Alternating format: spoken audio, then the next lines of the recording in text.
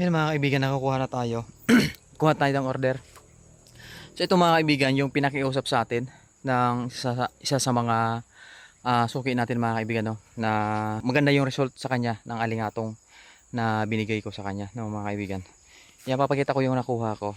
Ito yung nakuha ko mga kaibigan. Yan, red variety yan. Tingnan nyo naman. Napakaganda niyan. Yan siya mga kaibigan, no. Ayan, ganyan yung kulay niyan. Bali, doon ko siya kinuha, hinukay. Galing siya rito. Ito yung pinakapuno niya mga kaibigan, no. Ayan yung puno niya. Dito, may mga kinuha na kasi dyan.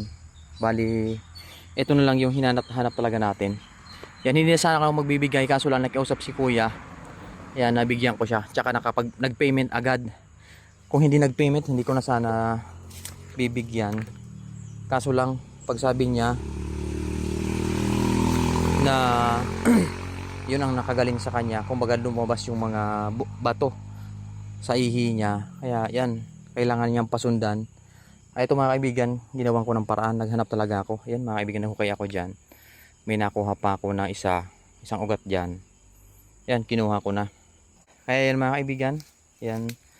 Bali, wala pa kasi akong nakukuhang stock ngayon. Medyo pahirapan na rin kasi yung stock. Yung maraming alingatong dito mga kaibigan, kaso lang puro puti, maraming puti. Pero yung pula, napakahirap ng hanapin. So yun mga kaibigan, sa iba dyan na nagtatanong, so wala pa akong stock. Bali ito, pinagbigyan ko lang to kasi dati na natin siyang customer.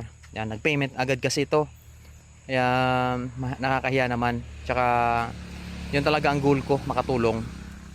Yan mga kaibigan, naging okay yung result sa kanya ng alingatong, kaya hinanapan ko ng paraan. Maraming salamat sa mga nagtitiwala pa rin sa akin sa alingatong.